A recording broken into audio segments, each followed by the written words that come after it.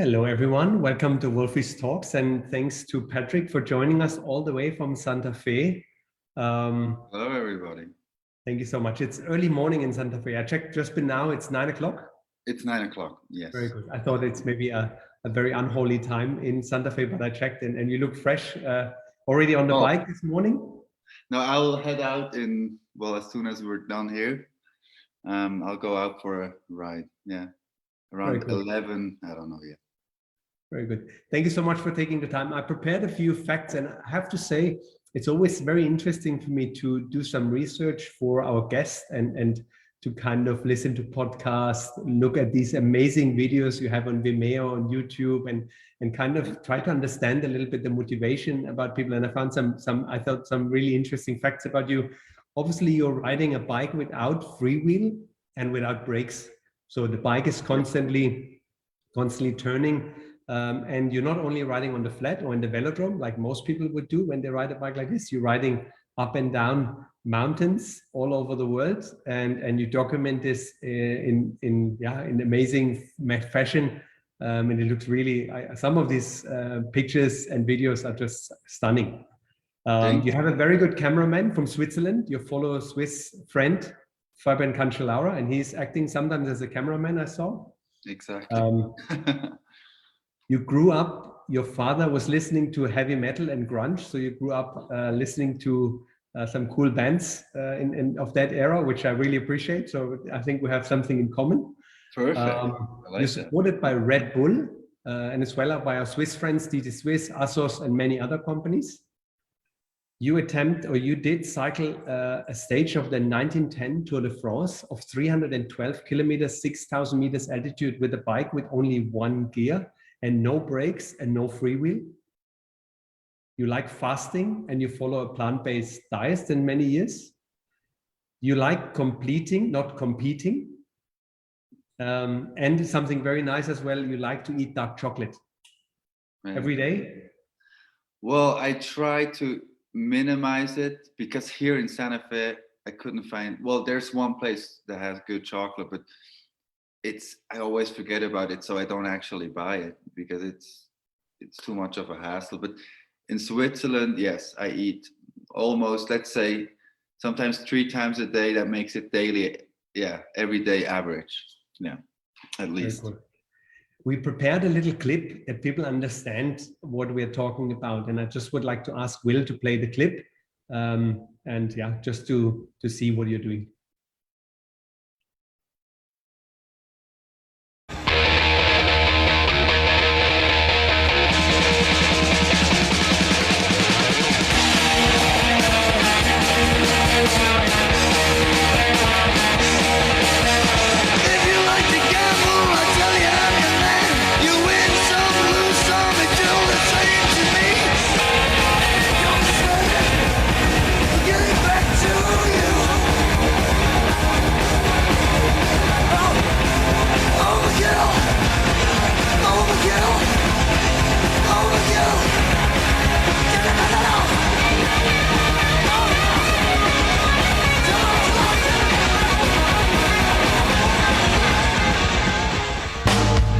Black hole sun, won't you come?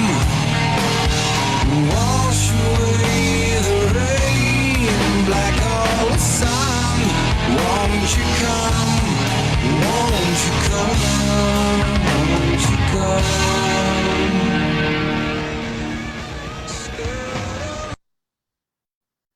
Thank you, Will. I hope you appreciate we put some effort into the music. I was saying Lemmy, and then Chris Cornell, both rest in peace, right? Yes. Especially, it was good to hear Soundgarden. So it's probably, I don't know if it's it's probably my favorite band. Alice in Chains and Soundgarden. From the more accessible, let's say, rock, grunge, metal musicians, bands. Yeah, those are the two. For sure. I have a very cool fact of Lemmy, and I don't know if you know that when he passed away, that there was a year where they found 4 heavy metals, new metals for the, what you say, it's called the, where you, let me see, I have it, heavy metal elements naming, and there was a petition, and they said they wanted to call it Lemium, yeah, one of the heavy metals, and unfortunately it didn't work. And I thought it was such a cool idea to have such a rock icon, and there would be a heavy metal in that list of metals, yeah, and that would have been just Lemium. Lemium, they would have called it. Yeah, I mean, he was as hard as Lemium can be, right? yes, yes. It is the periodic table of elements. I wrote it down because I couldn't remember it the first time, and I was such a cool idea. If this would have happened, I thought that would have been amazing. Yeah, that would have been great. Yeah, I'm a big fan of of Lemmy in terms of how he, his whole career, his personality. Yeah, great guy he was. When I did some research, I came across actually the video on YouTube where it's about his funeral. And it's actually quite if you into his music. Yeah, and Dave Grohl was actually, I think he had a nice speech. Yeah, I watched it. Very cool. Yeah. So tell us a bit more about your growing up with your father, and I think he took you out for Sunday morning run every Sunday. And you need to go with him and just to get some discipline, and you were trying to beat him. So tell us a bit more how this is all started. Well, he always wanted me to become like a perfect machine, of a human machine, in the sense of academically and physically.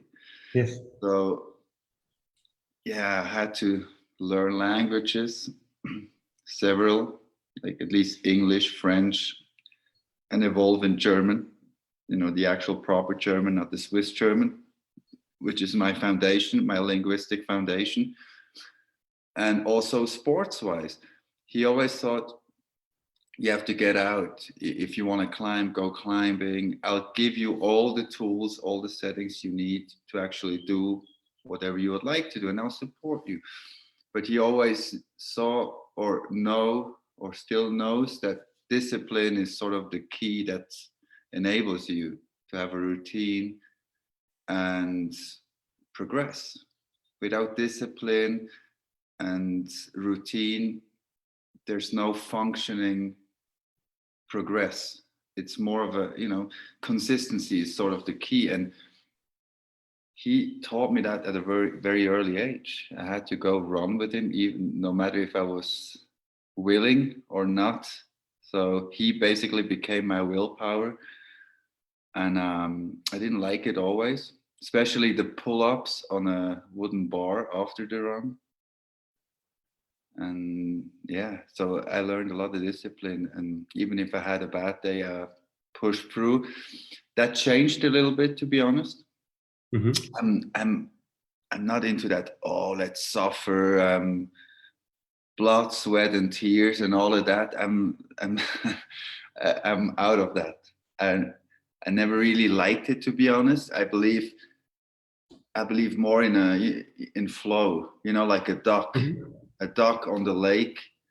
He's having a high cadence below the surface, and up there he's just looking calm. I believe in smoothness, fluidity. Basically, move like water almost.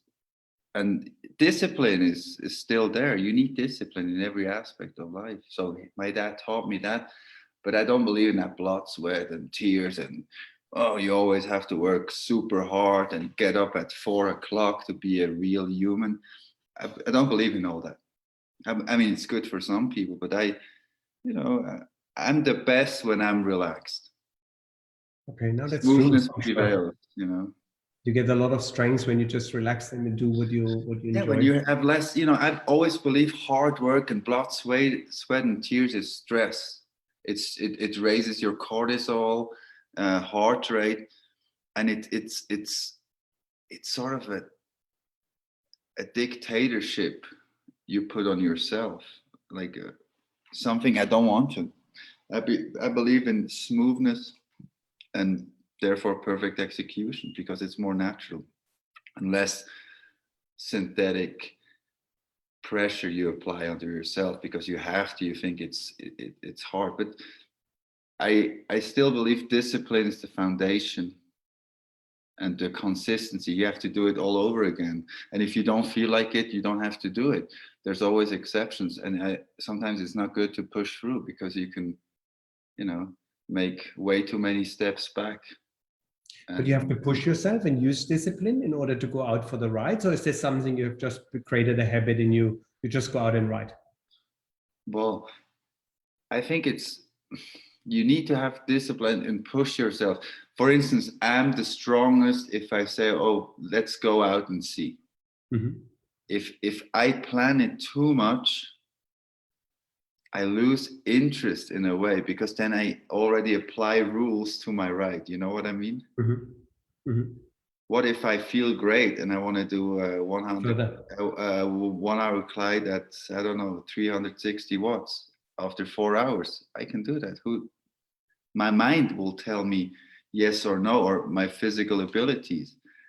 But I think you can decide when you really get to know yourself, and or get to know yourself better. But when I was 20 or 16 or even 25 or maybe even 30, which has been 8 years ago, when I was 30, I knew less, obviously. I still don't know a lot, but I know more.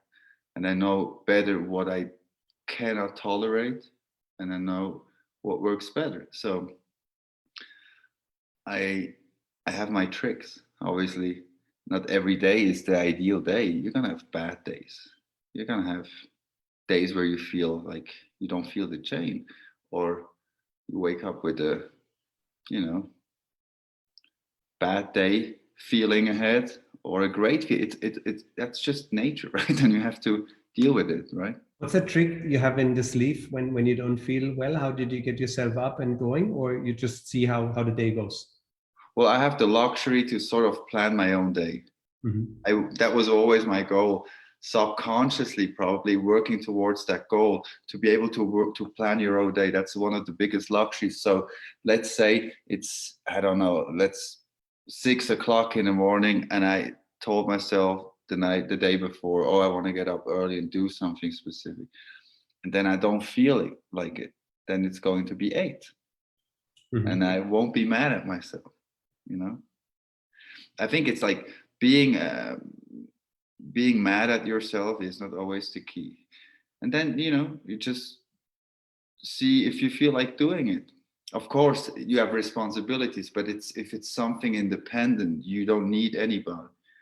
If it's not related to anybody, then you can do that. If you have a meeting, you obviously need to attend it because you said you will. And I think that's important, to stick to what you plan, if you can. If you can endure it,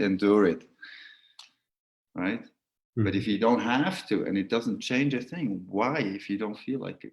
So there's always exceptions, and I think the world needs more individualism and not generalize everything, because by now we know we're all very different, and everybody wants to be happy, right?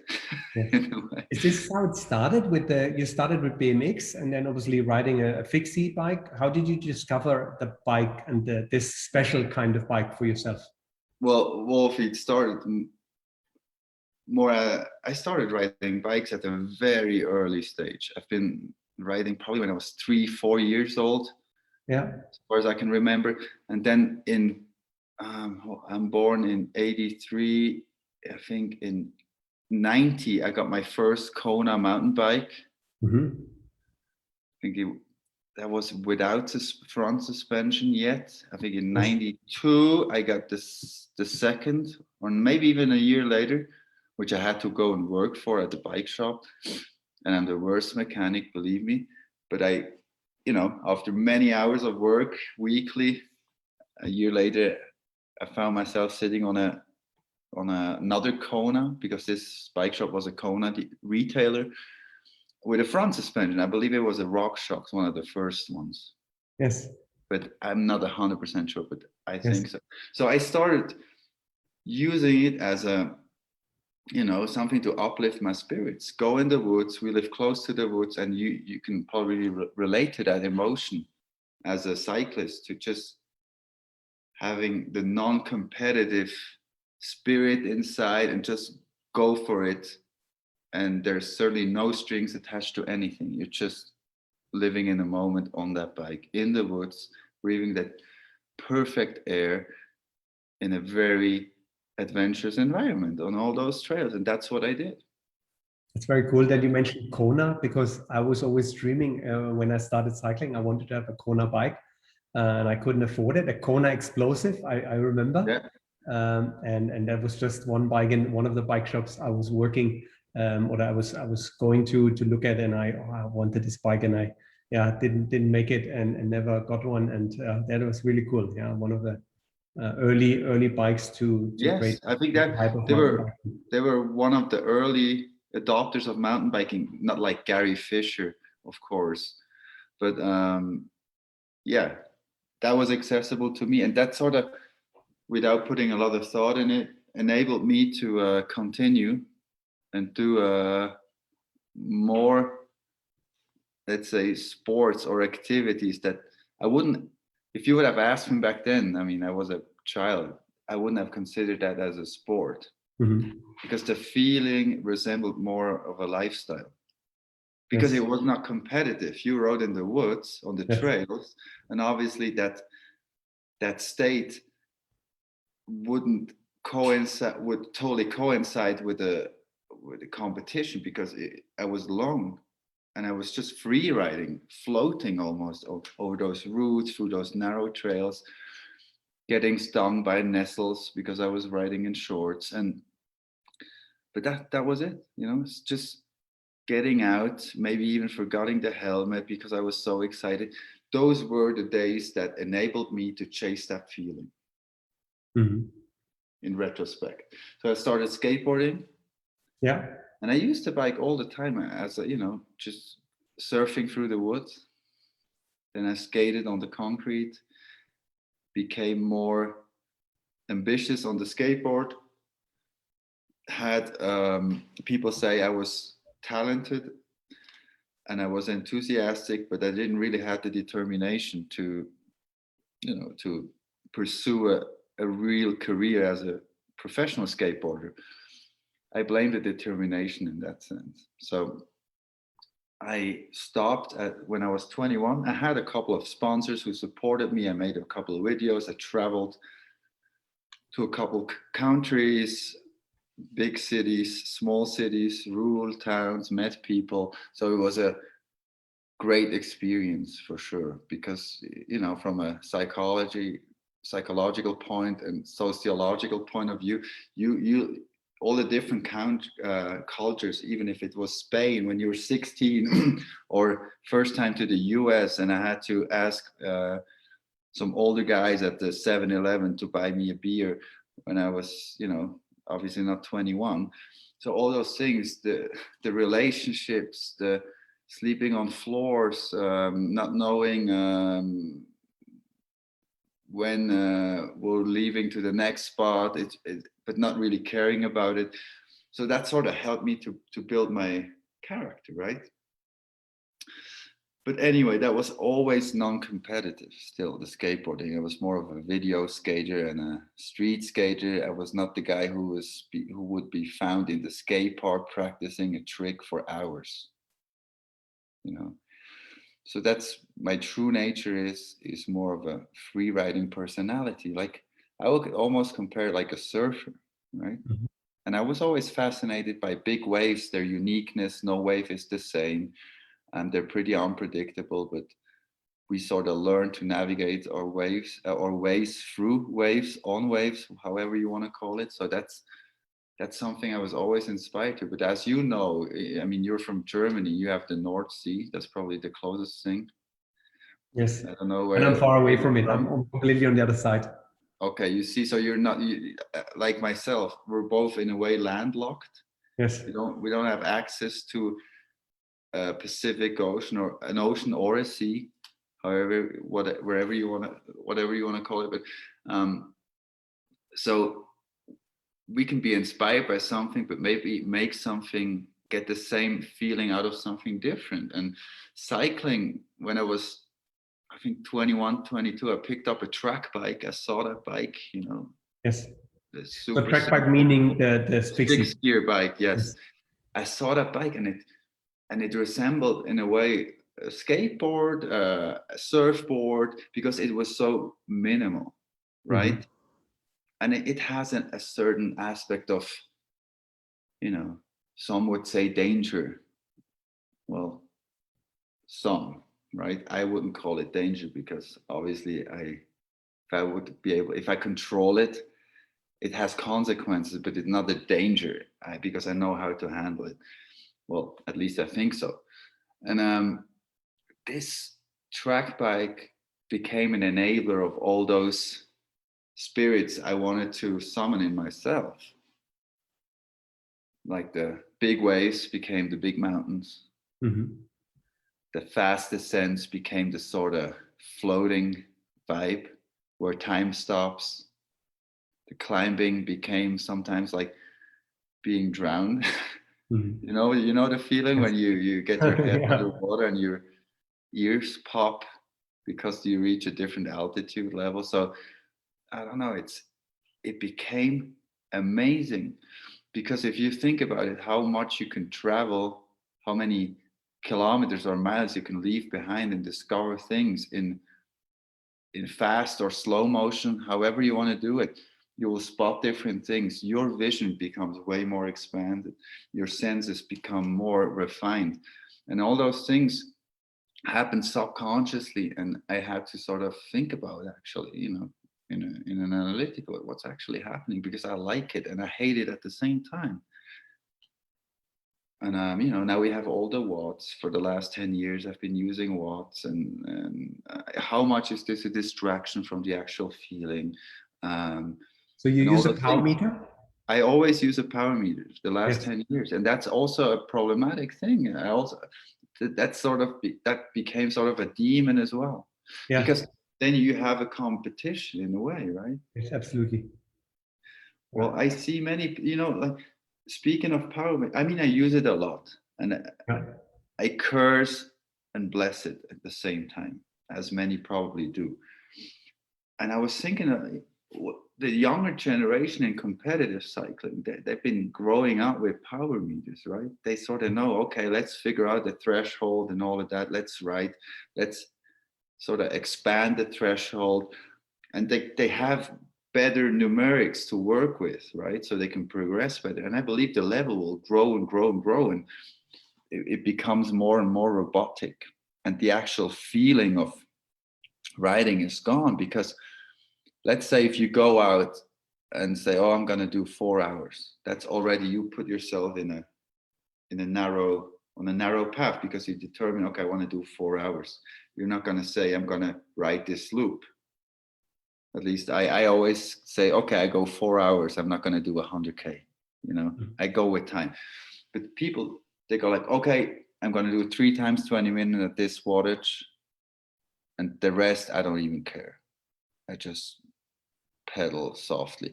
So it becomes, to even non-pros, a more of a training tool, even if they don't have to, because everybody, cycling is so accessible, and everybody thinks he can be the next Cancellara. I know bike fitters who come to their store and say, I want to be a sprinter. And the guy says, well, yeah, that's good for you. But you're like 60 kilos or 55 kilos. Yeah, but I need this and this equipment. I need the new blah, blah, blah with those wheels and all of that, because I want to be a sprinter. Just because they watched the sprint stage at the Tour de France. And things become more and more, that's the bottom line. Things become more and more numeric, predictable. And that's the sad thing. That's the thing I never wanted to pursue. But But then the nevertheless, fixes I are ride. built. Yeah. Excuse me? The I still fixes ride are with the built power then, yeah, meter. that you ride, you take it all away, you take the gear choices away, you have only one gear But I and you still have a power completely, meter on my track bike. yeah. So there's a contradiction which might be weird, because I strive for that freedom spirit, but I still ride with the power meter. And that's something, yeah. Well, that's just the case. I like it. I like to see what I push, and it's good to see my progress. you know. And you So get when I stronger. climb, I'm happy to. I want to climb effortless. I want to ride effortless, and it's for me. It's good to have a number behind the effort or the effortlessness. Yeah, but yeah, might go against people's spirits. Oh, he's using a power meter or whatever. But I like it. Yeah. Are But you you feel using a maybe power more- meter? I'm using a power meter, but you see, sometimes it's good. Sometimes I had a few rides when my design computer died and I didn't have anything and I couldn't see anything, and you just go out and enjoy the ride without being controlled, because obviously we all use Strava and we all kind of recording all the data and all the rides. But sometimes it is a bit, as you said, it's a bit of a curse that you control and you want to beat your time from last time and so on. And sometimes just nice to go out. Like we grew up going on a mountain bike and you couldn't really measure all the data. You didn't have a power meter and all these things. I think it's good. But if you want to train, obviously it's nice to have some measurable Absolutely. data. But the idea of having no gears and no choices and removing almost that option of changing gears and stuff, I think that's a cool idea, because obviously that kind of brings it down to a very pure experience. Yeah, it's I agree. It's so, like I said many times, I think it's almost like running in a way, because you have no other choice than speeding up with your physical energy, Yes. right? And the cadence, you determine the cadence not based on gear inches or or like years. So it's always up 30 cadence to 50 uphill and 110 plus downhill. And on the flat, well, depends on the wind and how you feel, but it's always it's in one of those ranges. And I like it because obviously you don't really challenge your psychological side with, oh, maybe I have an extra, the Rettungsring, as we call it, the emergency ring, the last one, the big one, when you really don't have any energy left and you need the smallest gear and you saved it up. We all did that probably on the road bike, but you don't have those aspects. So you don't even put that into consideration. And I think that's a good thing, because sometimes if we have too much at our disposal, we Yes. can blame more, and we want to have, we access everything and sort of lose track, right? I say sometimes to my team that obviously sometimes for me, some choices are removed, even going to work. There's no choice for me giving up or passing something on. It's just me, I'm the last person in line. And then I think life sometimes becomes a bit easier when you remove certain choices and you're just going for it and you don't allow yourself another option. And obviously in your case, you have only one gear. That's the gear you have and that's the gear you need to use. And that's Absolutely. How many employees do you have, if I may ask? 75. 75. Yes. That's amazing. I mean, congrats on you. And you have a bike shop in Dubai?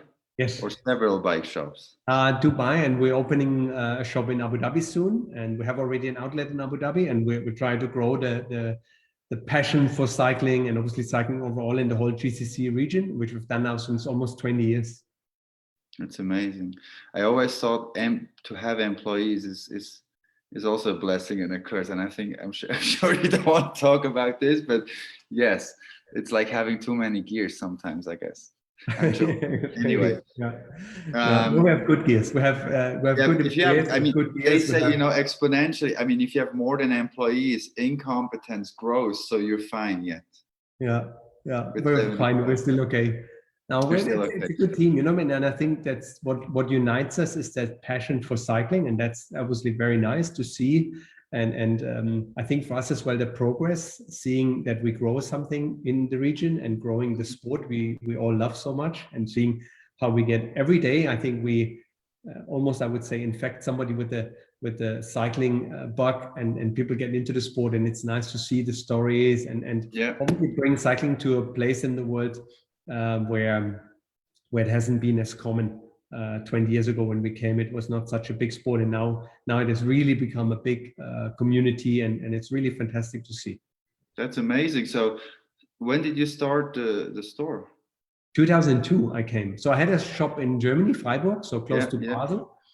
And there we had a company since I was young, since I was 16, 17. I opened a business next to my regular work, and it grew and grew. And then 2002, I came with my wife and daughter.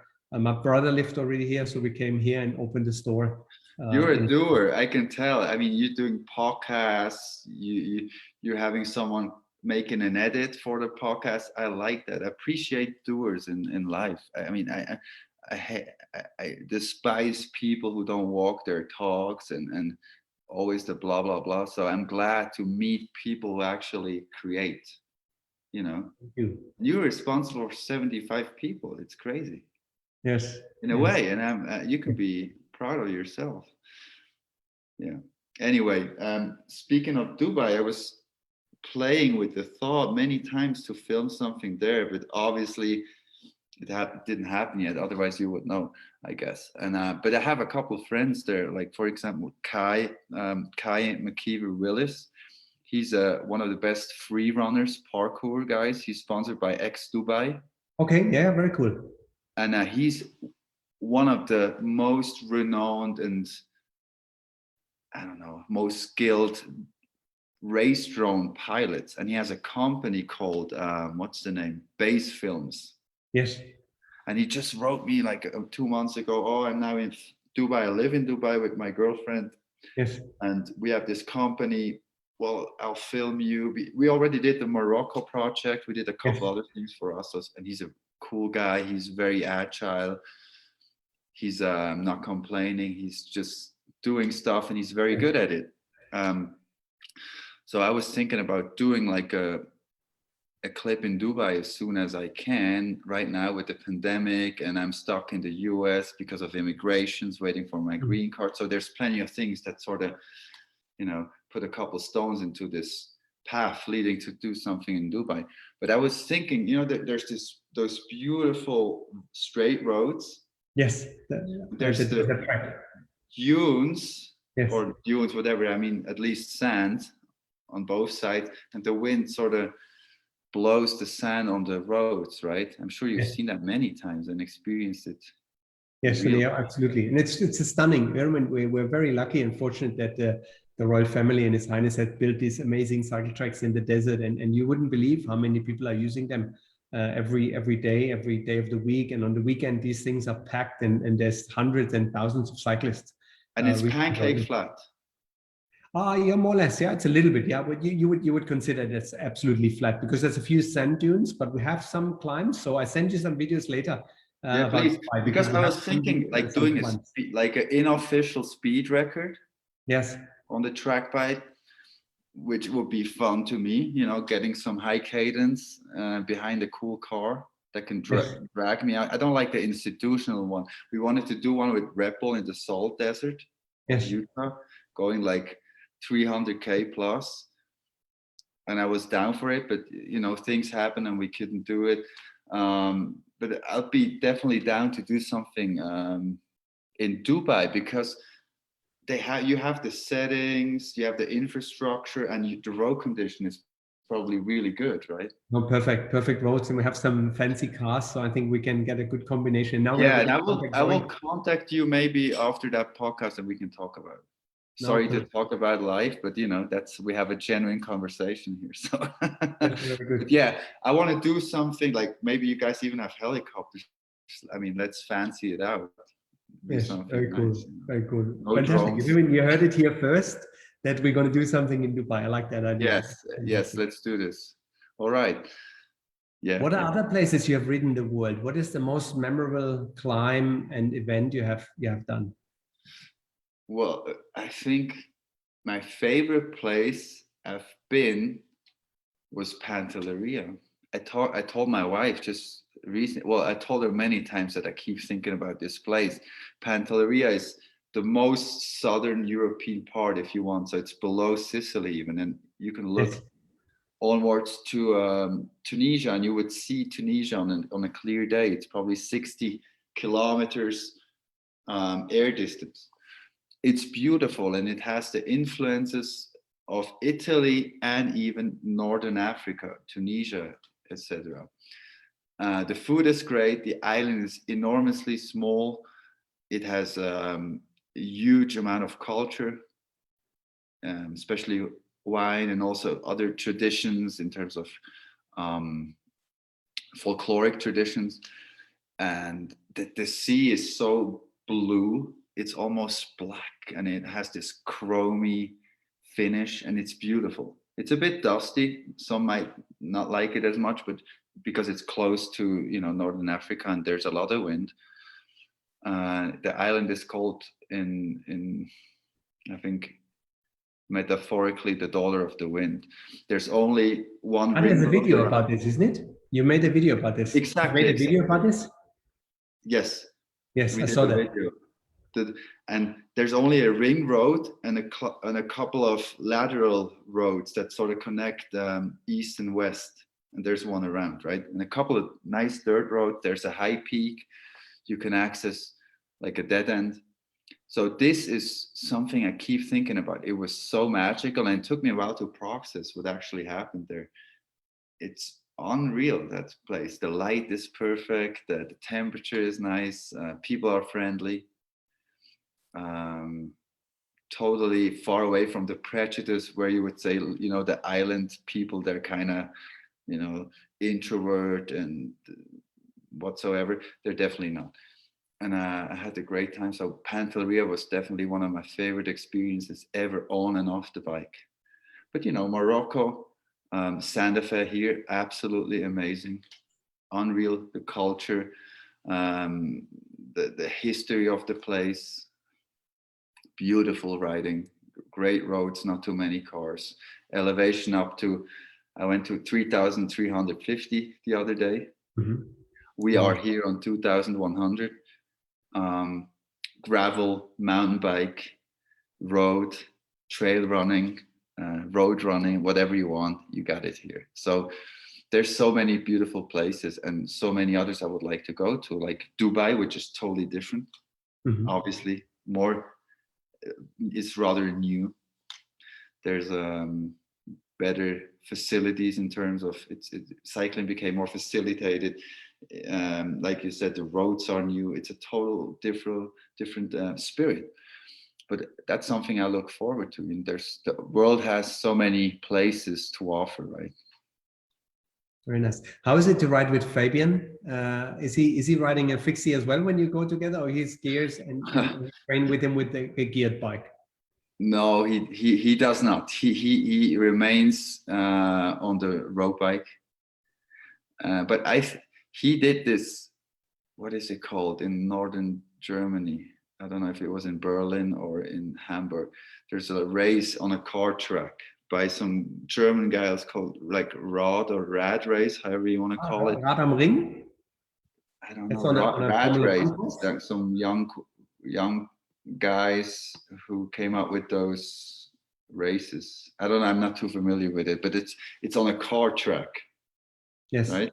And he rode his first track bike outside of a velodrome. He did a couple of velodrome rides before, obviously, but he told me, I remember him calling me the day after, where he said, oh my God, my hip flexors, my quads, everything hurts from trying to brake Great.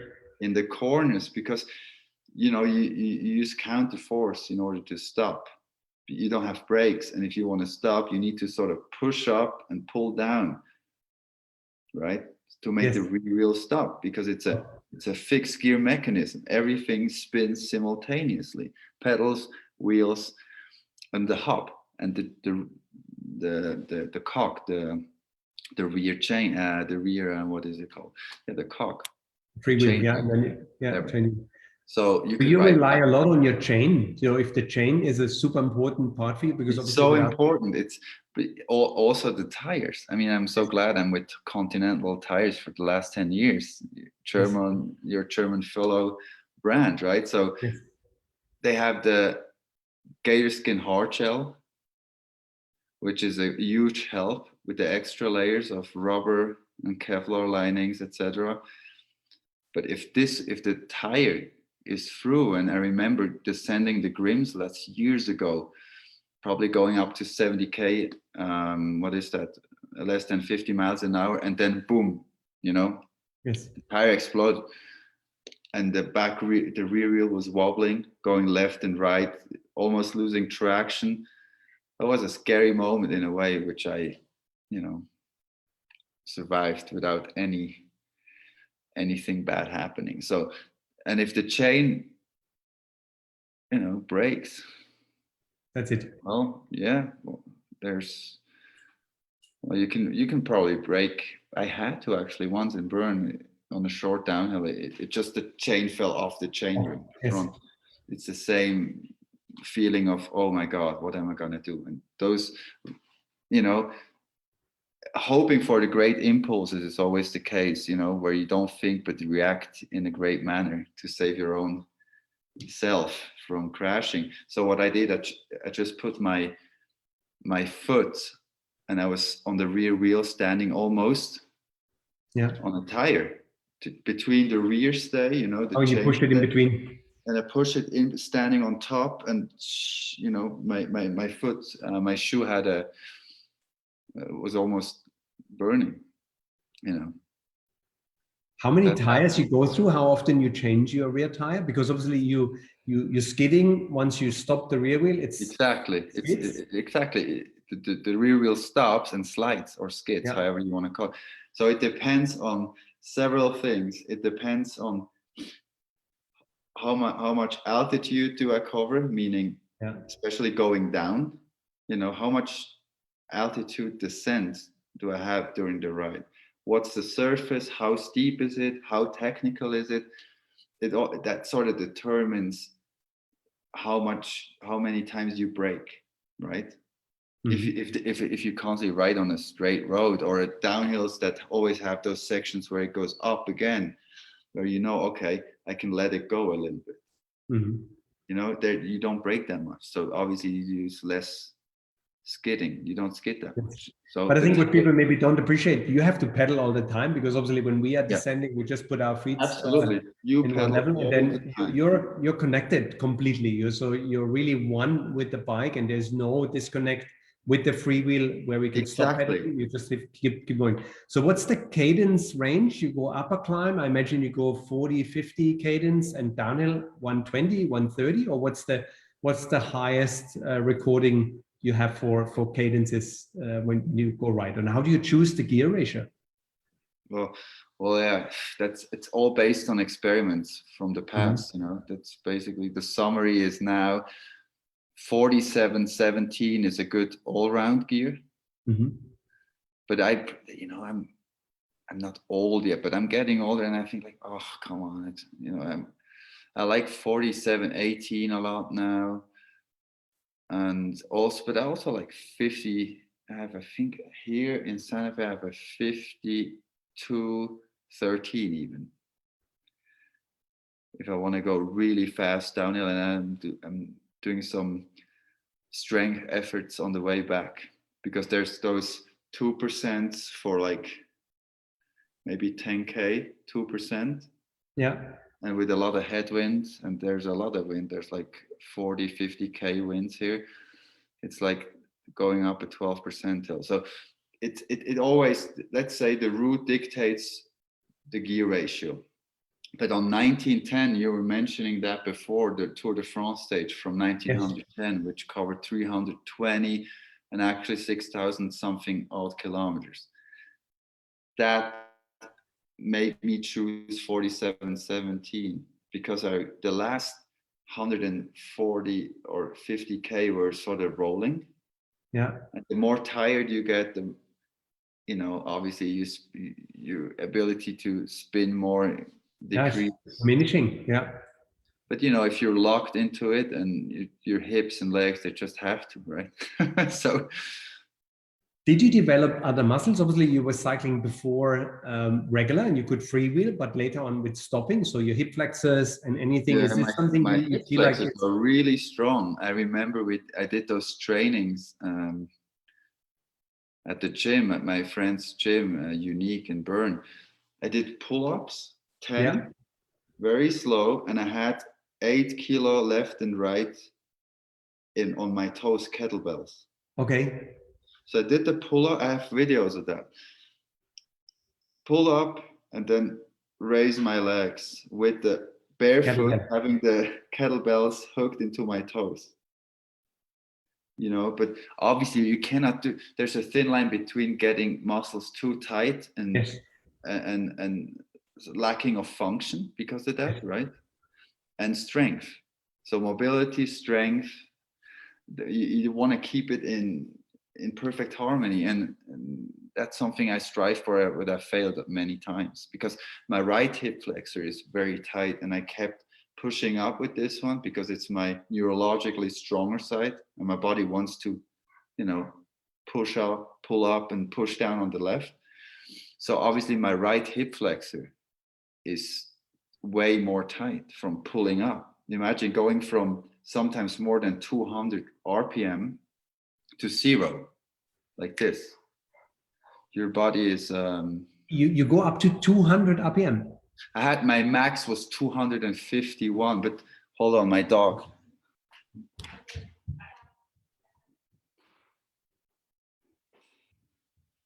Sorry, the dog was barking. He couldn't go out. This is Anyway, so yeah, unbelievable. 251.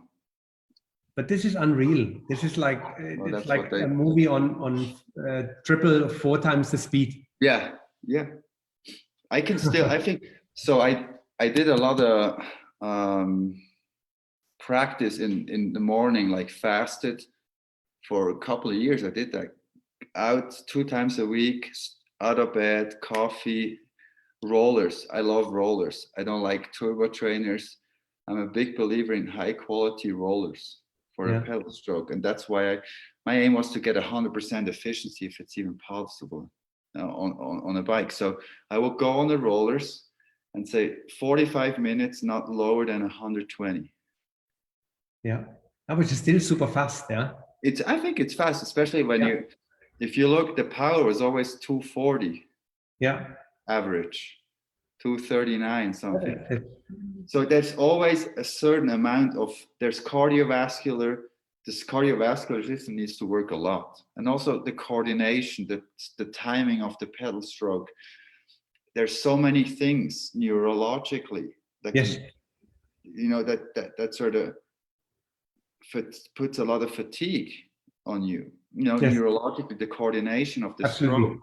Yes. Relax, act, like engage, quad, hamstrings, glutes, etc. Kicking in. This one relaxes. It's a lot of fucking things. Sorry, for the body to happen, and Yes. neurologically probably the biggest challenge. So I did that a lot, and I worked on the position. I was always thinking, maybe if I can use my glutes more, I would have more power, obviously, but do I have the coordinative ability to push or spin a cadence that high and still remain controlled? Yes. So there's all those aspects that go behind that people don't know, which I don't care about, but I'm glad to talk about it here with you, because it's a lot of also analysis, you know, Yeah. behind the whole aspect. And it looks like, oh, look, the tattooed guy, he's like probably smoking cigarettes and drinking alcohol, which is not even the case. He's just going out there and doing. No, there's more behind it. There's a science, there's experiments, there's a methodology behind it, which I also appreciate, you know. So rollers, cadence, power, strength, and all of that, that's very important to me. And that makes a pedal stroke effortless, right? Yeah, it looks really nice when you sit on the bike. Your upper body is very, very still. And I saw you as well doing some speed training behind the car, like motor pacing, and your legs are super fast. And obviously you can't really bounce around, because at that high cadence, you would just fall off the bike. And how long did it take for you to develop this? And how long are you riding now, Fixie? 6-7 years or more? No. I think 2006. Okay, wow. Yeah. Fixed gear. I did my first mountain in 2008, a local one called Gurnigel near Bern, which is it's a 10, no, I think it's 9K 8%, but it has some, you know, those ramps, the straight like 11%ers, and you see, oh my God, yeah, those there. It features a couple of those, and I think that was sort of the epiphany and the revelation at the same time that made me continue, or maybe even dare tackling the Alps and bigger mountains. So that was in 2008. That's 13 years ago, to put it in perspective. So what now else is I'm riding every day a track bike. Obviously, I ride probably 90% a road bike because it's so hard neurologically and physiologically, and I don't want to be battered and bruised when I'm in my mid 40s, right? So choosing my battles wisely. What's on the bucket list? What other projects we can expect from you? Anything you have planned? Any country you want to visit besides Dubai? Obviously, we know that. But is there anything you said, listen, this is really something I have on my list to do? The Mauna Kea, highest road from sea level to mountain top on the Big Island in Hawaii. That's something I actually wanted to do couple times. We even planned it with Red Bull. I was ready, but then we couldn't film because of I think there's a collision, a political dispute between the native Hawaiian and the US government. There's a disagreement, and for that reason we couldn't film anything. But that's certainly top. Then there's the Himalayas, the Mount Everest base camp and all of that, which I would like to ride to as well. Obviously Dubai, maybe do a speed record there, let's see how fast we can go, you know, bring on the big ring. Very cool, very cool. Have a guy who can manufacture a big one. He already knows. I'm not going to talk about the teeth, but you can probably put a pizza on it. And yeah, that's something I like. I want to have it perfectly filmed and executed perfectly. You know, it should, you know, small little thing that makes sense to me, and I want to do that. You know, hopefully, I mean, if we can do that this year, that'd be amazing. I doubt it, but let's see. I'm not giving up hope yet. There's plenty of. I want to go to the Azores. Yeah. It's in the Atlantic. It's sort of the more less explored Gran Canaria, or whatever you want to call it. It's way more green, and it's totally different. But there's some great routes there. I'd like to go to La Réunion. Yes, nice. Okay. Have you been there? No, but Mauritius, but I know this is one of the neighbor islands. Exactly, Mauritius, all in the Indian Ocean. A lot of sharks. So I have to be careful in the water, but great riding apparently. I checked on Google Earth, which is one of my hobbies, you know, to check Google Earth and look at roads. Iran is amazing. Okay. Beautiful, not the easiest to travel to. Yeah. Yeah, there's so many places. Also Asia, there's great things in China. In Taiwan, there's a long climb. Yes. They invited DT Swiss actually invited me to do so, but I pulled out because I couldn't. But that's something for sure. There's so many I still feel very young. I feel like maybe in my mid 20s, to be honest, and I see a lot of potential for the future. And yeah, I'll do many other projects for sure, but I think Dubai is certainly one I've been thinking about a lot, and it seemed to me quite an easy one to execute, right? There's a good infrastructure. I mean, obviously you have a good relationship with the government, I guess, and all of that. Yes, absolutely. So, and I know Red Bull can pull some strings. I'm still under contract with them. We have a 10-year partnership now, which is amazing. Yes. Do you carry BMC? No. No? But there is a BMC dealer, so we can no, but for sure we will Well, I'm support just you, curious. I mean, Asos, and we working with Scott. We're working with the other big Swiss Swiss brand, and company, we're yeah. working with Scott since many People- years. And we started Good early. I as think well. BMC wasn't really on the market when we started with Scott because it's 2002 and earlier. Early, yeah. So when we came, BMC was not. Oh, on the- Scott is great too. I mean, I'm not too familiar with their bikes, but I think the Addict is the one people really love. Yes. Yes. It's that sort of like RT machine, right? Yes. You can do anything with it. Yeah. It's just all Yeah, around, all around Yeah. bike. Yeah. I mean, today I don't think there's bad bikes anymore. Bikes out there anymore. Yes. No. But I have a question to you, Wolfie. Please. How do you deal with the supply chains now, after or during COVID? You know, do you get Shimano group sets and all of that? It's challenging, but we have a very good guy, a German fellow countryman, Robert, and he's a magician and he knows everyone. We have a good reputation in the industry, so people keep us on their good list. And we ordered early. We saw it coming.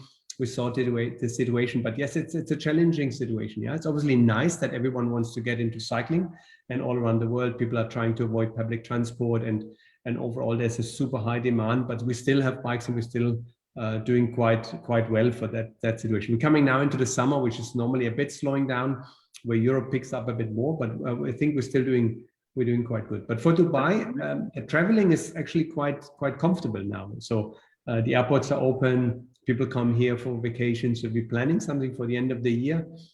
We have an anniversary coming up for the university, or the 50 years of UAE, which is always a big celebration. So maybe that's something.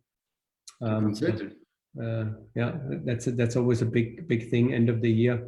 And this year is the 50th anniversary for the UAE. 50 years. Yes. Amazing. Yes. But that's crazy.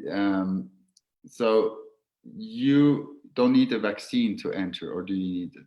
No, but I'm not sure exactly, but we have been here vaccinated. Vaccination levels in the UAE are extremely high. So all of our You are vaccinated already? Yes, we're all vaccinated. The whole team. Did you have any side effects? No, I didn't. No, it was really good. I had it for a few days. I felt like a little bit, but no, nothing serious. No, it's good. Okay, because I was playing with the thought to get vaccinated. Obviously now in Texas, where my wife's and my main base is, and Santa Fe, they're both states are quite fast with the rollout of the vaccine, but I haven't yet, really decided what I'm going to do, because I'm still a bit cautious with the side effect. That's why I'm actually asking this question without sounding naive, because we don't know too much, and I'm always curious about the experience. And so all of your employees are vaccinated? Yes, we went mostly with Sinopharm, which is kind of the normal way to make a vaccine. So you get a small dose of the virus, and your body creates antibodies, and so that is as much as I understood. But no, it was really good, and all of us, my family, my wife, our daughter, everyone got the vaccine, and everybody. And all your employees are also healthy. Yes, they're not. Yes, okay. Luckily, yes. That's so. This good. is really nice. So the government in the UAE has done a tremendous job again, and really doing this and make it available for everyone. So that was really good. So yeah, I think about it. Maybe I'll get the vaccination next week or in 2 weeks. We'll see. It's certainly easy to get an appointment, but I need to make the decision. My wife and I are the only ones in the whole family who haven't been vaccinated yet. So we get those, I don't know, maybe I amplify it, but people are sort of like, maybe you should, and the outside world, there's so many people who are vaccinated now, and I don't want to crack under this pressure. Yes, obviously. but I think it's a good. I would personally say it's a good thing to do because you mitigate maybe the effects when you really get sick, and I think that's something quite important. Yeah, I think it's just the uncertainty that sort of blurs my vision, and I don't know. We'll see. I'll think about it, but I'm thankful for also your experience. I always ask people because it's very relevant, and it kind of determines how I want to approach my own reality. So, yeah. Did you take anything away from COVID and from the whole situation? Anything you feel like you want to keep on doing, or anything I think there's always something positive in anything. Absolutely. So what is it? What you feel you want to continue and you started and you want to continue in after COVID now? Well, I've always been a bit distant when it came. I'm not a big hugger and kisser. When I see someone, I like seeing people. I'm very excited. The excitement can be shown differently. I don't need to kiss everybody. Yes. So that sort of nothing has been taken away because of COVID. So I've been always, remaining the person I am. Masks. When I was in Japan years ago, I was wearing a mask too. And I sort of knew, it's good to protect you, especially in subways, Yes. yourself and others if you have a whatever flu. I'm not interested in getting a cold and flu. I'm definitely not interested and excited about getting someone else's bacteria or viruses. And that's something I will pursue. I like hygiene. I don't know if you will call me a germaphobe, but I like clean things. I don't like dirt, and people say, oh, you need to be in the dirt to sort of boost your immune system. No, I eat well, I train. That's how I boost my immune system. I don't need to eat your dirt or whatever. You can do that, I don't. So yeah, I like masks in public spaces, to be honest. I got used to it, and I feel safer. Maybe it's a placebo, a psychological thing. If others don't, that's okay, and that's the beauty of life, to each their own, right? But COVID taught me to be a bit more aware and spend good times with the close ones, obviously, and be happy in a more isolated manner of life, So yeah. Very cool. With all the journeys you have done, and obviously with all the cycling and all the sports, is there any piece of advice, anything you live by, anything you could give to our listeners and people are watching? You say, listen, this is something you really this is the Patrick Seebase. What do you live by? I think it's intuition. Keep your intuition, and also don't lose intuition just because of knowledge. The older we go, the more knowledge we have, and the less intuition, right? Because we strive for the rational always. Because we read more, and now with the internet and YouTube and Google, etc., you have information at your disposal in a split second. You can know about whatever, quantum physics, whatever, and you don't even need to pay for it. All you need is an internet access. So that leads to sort of a paralysis. It can paralyze you because of the analytics you put in. And I always believe it's challenging, but keep intuition, go with your gut, and hope for the best. Yeah, very good. I like that. Especially if you're getting older. Yeah, you said you're 38. I'm 50 now. I think Oh my God, you look, and I don't want to, blow sugar around here, but you look much younger. Thank you. Do you have a makeup guy in the back somewhere? Yes. I'm well looked after for my wife and my daughter. You don't only have this Will guy who's editing your videos. You have also this Jane Doe or John Doe who does the makeup and plastic surgery. You look really young. Holy thank you very much. Is it the cycling or a great family? Everything. I think it's a combination of everything, and living a healthy and happy life. And I think cycling for sure. I always say I wouldn't have survived Dubai without cycling in many sense, because obviously it's my work, but at the same time I think to relax, to keep in shape, to get steam off of your chest, of your system. I think there's many good things. I think the world is a better place. The more people cycling, the world absolutely. And goals, aiming, having a perspective, goals, and keep on working on something that keeps you busy. You need to have the intellectual stimulation and the you need love, harmony, and all of those things, and also the physical stimulation, like riding a bike or whatsoever you do. All those things combined can shoot your endorphins up to the sky and make you happy. And Yes. happiness is Yes. the key to lead a juvenile life.